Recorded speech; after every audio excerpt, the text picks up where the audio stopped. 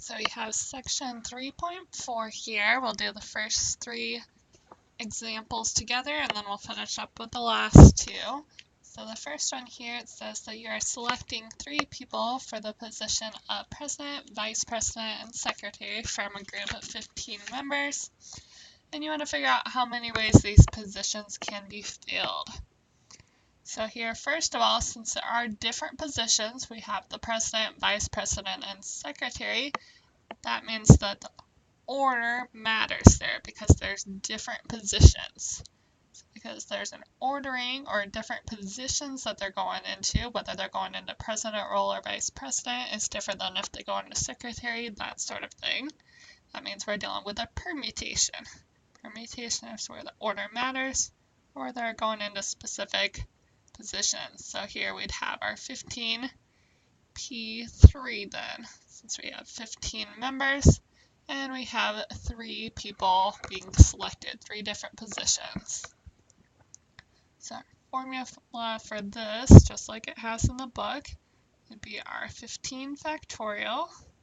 Remember, factorial really means that's 15 times 14 times 13 all the way down to 1. Then your calculators, most of you anyway, probably have that factorial button. If you don't, then you'll have to enter all of those multiplications in. And then on the denominator, we'd have 15 minus 3 factorial. Make sure you do put that in parentheses, or you do that subtraction first before you do the factorial.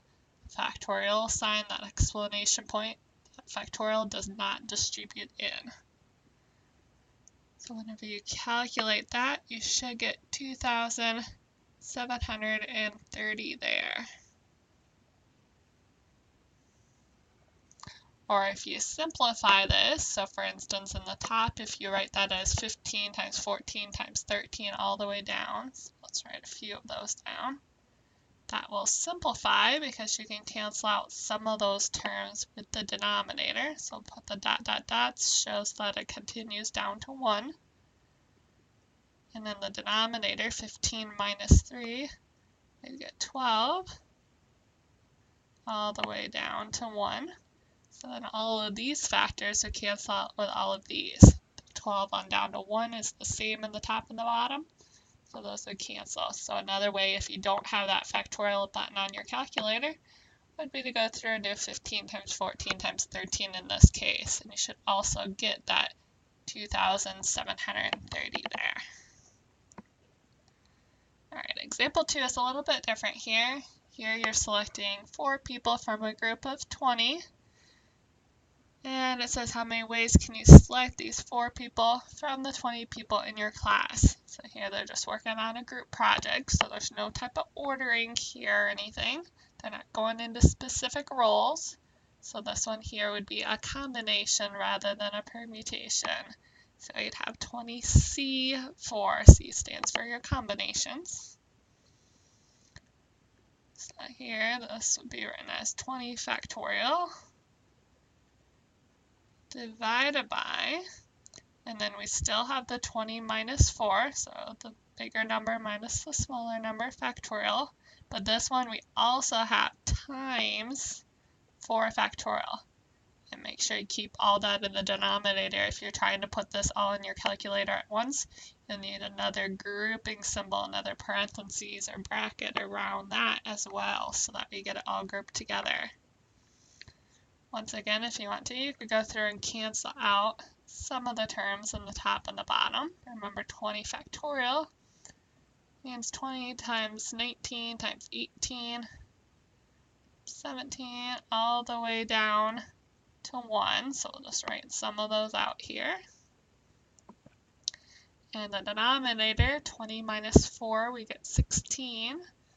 That'd be 16, 15, all the way down to 1. Times, but then we also have a 4 factorial this time. So the combinations, you have that extra factor in the denominator, since there's not as many unique possibilities there, since the ordering doesn't make a difference. So here we'd also have then 4, 3, 2, and 1 being multiplied together in the denominator. Make sure remember all of that's in the denominator, and all of this up here is in the numerator. once again, we can cancel out common factors. 16 down to 1 cancels out here. But remember, this time we have this 4, 3, 2, and 1 in the denominator, so not everything gets canceled out in this case. So whenever you go through and multiply this out, should end up with 4,845. And make sure, keep in mind whenever it comes time for quizzes and tests, that you will need to at least show the work in these two steps here, for whether you're using combination or permutation, and what the formula is for the factorials. You don't have to necessarily write it all out with all the factors. Same sort of thing in example 1. You'll need to show these first two steps, and then of course to the final answer there.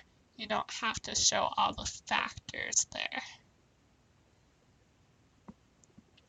Alright, example 3 here.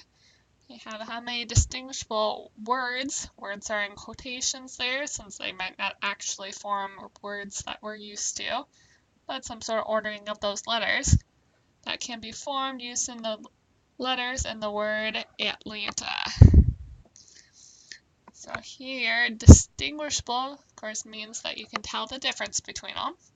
And here in this case, I wrote them all in caps, so that way all the A's look together, all the T's look like each other, that sort of thing. So that way you can't tell the difference between each of those separately. So to start out with this type of problem, first of all, you have to count to see how many letters there are here in this word. In this particular case, there's 7. So in the numerator, we'd have 7 factorial divided by, and then in the denominator for this type, you're going to have to write out how many of each of these letters are, and then with the factorial symbol. So for instance, here the A's, there's 3 of those, so we'd have a 3 factorial, times, and then if we look at our T's, there's 2 T's, so we'd have 2 factorial there, times, and if we look at our L, we have 1 L, so we'd have 1 factorial. And then if we look at our N, that's the next one that we haven't already used, there's 1 of those as well. You have them all accounted for. Should have a total of 7 letters there accounted for whenever you look at that denominator. We have 3, 4, 5, 6, 7 if we count our numbers in the denominator without the factorials. So that'd be a way of double checking there to make sure that your values look correct there. Once again, all of these in the denominator need to be grouped together if you're trying to enter that all in at once. Or if you want, you can go through and calculate the numerator and the denominator separately and then divide those out, depending on what's easier for your particular type of calculator. Whenever you calculate this, you should get 420 there. One side note I want to point out here is if you have a 0 factorial or a 1 factorial, both of those equal 1.